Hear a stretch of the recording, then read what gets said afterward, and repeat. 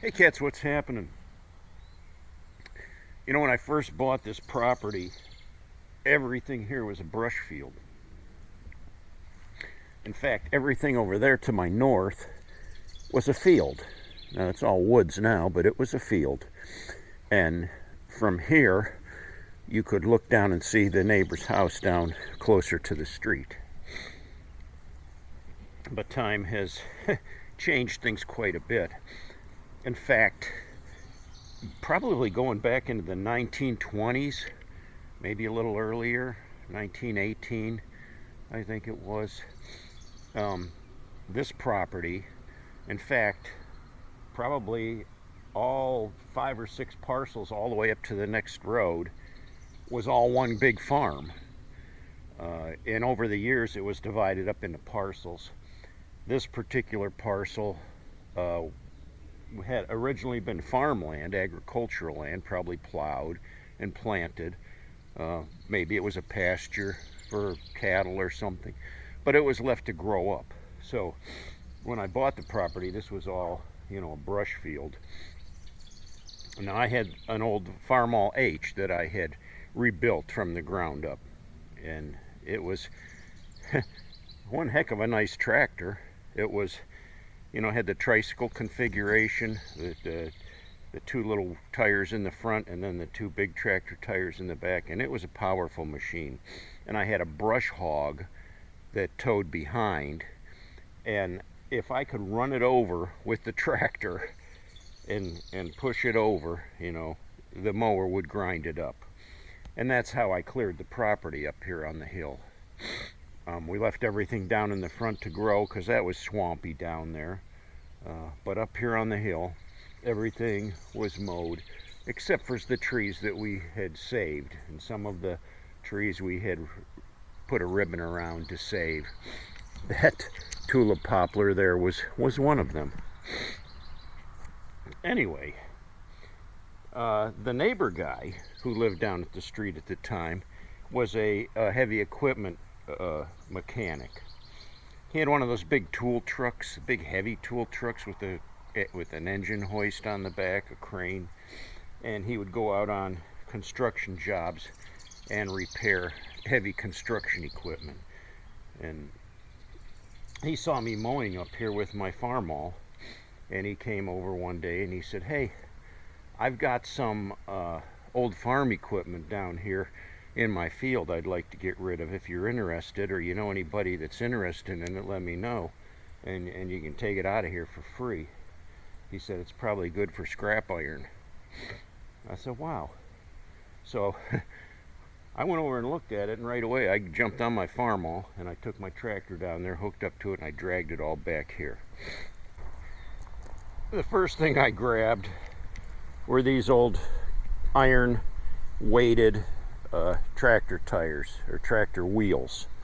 You see, they're all heavy iron. They got these big cleats on them, and surprisingly enough, this shaft actually fit right onto my Farmall. I could have put these on my Farmall tractor. My Farmall tractor did have regular rubber tractor tires on it, but I could have put these would fit. So that was interesting. I never did put them on the Farmall, but they've always been displayed here against the shed. The other thing I had found and dragged back was an old sickle bar, an old cast iron sickle bar. And then there was a harrow, this old harrow. It's just kind of a rake.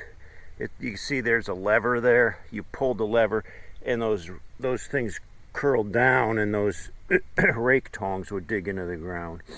And you'll see it's all grown in now with brush coming up through it. It goes back over into here.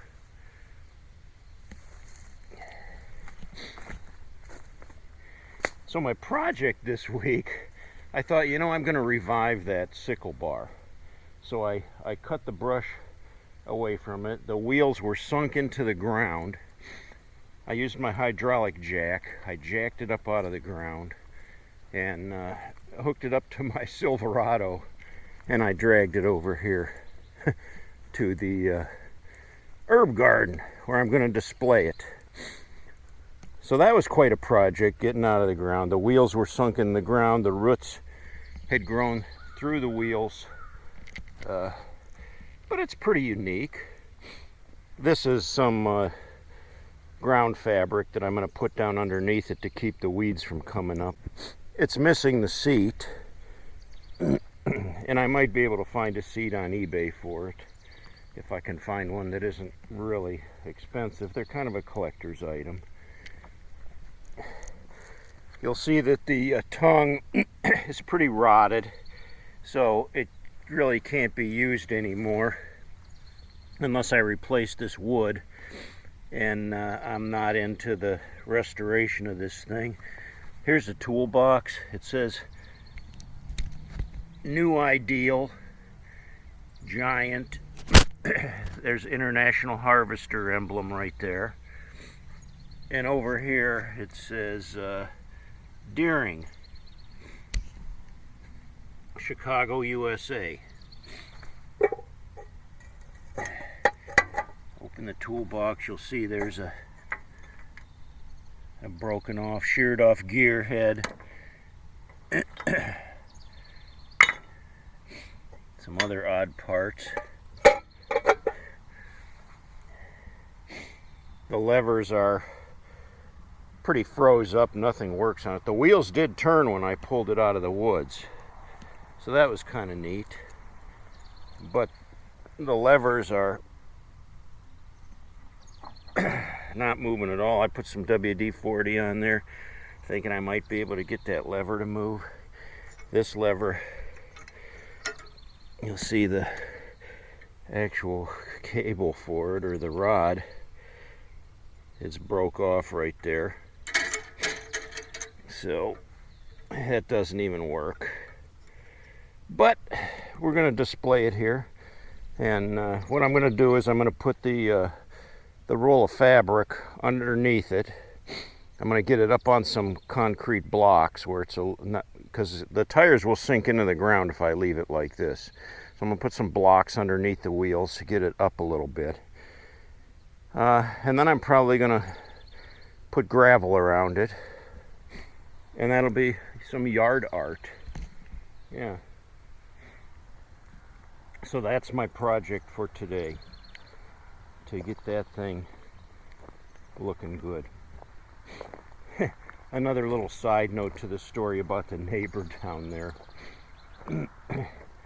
They had two little toddlers, little kids. Their daughter was probably about 5 years old, and their son was probably only about 3 years old. And he would be off at work all day, and she would send her kids over here and say, you go over there and play, because sometimes I'd have my kids with me when I was working on the property. And I'd say, this is no place for, go back home. Tell your mom, go back. You're not going to, I'm not babysitting. So anyway, one day she calls me, the neighbor lady, and she says, I need help. I've got I accidentally stepped on a nail, and I got a nail in my foot, and I can't walk, and I need you to come over right away. So I dropped everything I was doing, and I cut straight through the field and went to her house. The garage was open, and I walk in. She's sitting in the garage in a lawn chair, wearing a robe, and she's got her foot propped up, and there's a very small piece of like paneling, like real thin, like wall paneling, with a little tiny, like a brad nail, and now she's got her tennis shoes on, and the nail is stuck into the rubber of her tennis shoe. So I walk up and I look at it, and I said, is the nail going all the way through into your foot? She said, no, but I'm afraid it would if I tried to walk on it. I said, then why don't you just take your shoe off and pull the, well, you know the story. She didn't call me over there to take the nail out of her shoe. Let's put it that way. I think she wanted to get nailed. But I yanked the board off of her shoe and threw it on the corner of the garage, and I turned around and headed home. You know, Marky don't play that game, especially with the neighbor lady. Oh, yeah. Over time, though, I went through the divorce, and the farm-all tractor disappeared one day. I came home from work and it was gone. I could see truck tracks where somebody backed in with a heavy trailer and winched it up on the trailer and hauled it away, and it was never to be seen again. So that's all history. They didn't take the wheels though, or the sickle bar, or the harrow. So the sickle bar will be displayed. The harrow itself, I'm not going to deal with. It's just, what do you do with something like that? It's hard to display a piece of machinery like that, and there's really no use for it unless you were a Amish farmer or something. I'm sure. Yeah, maybe I could sell it to an Amishman. I don't know. Well, it's going to be a beautiful day. It's cool this morning, but the days have been warming up really, really hot. Yesterday it was 95 degrees inside the man cave, so I couldn't even do anything in there. Even with the doors open, it was so hot in there. I couldn't do anything on the Yamaha. Everything else the garden's doing well. And as long as I keep water on it, there's no rain in the forecast. You can see it is blue skies, no clouds, which is rare for Ohio, but no rain in the forecast, so I have to keep water in my plants too to keep them strong and healthy. Well, thanks for watching, listening to my story today. I'm going to get busy and start working on my yard art. If you like my video, give me a thumbs up. If you haven't yet, please subscribe and stay on this ride with us. Until next time, cats, ride hard and die free.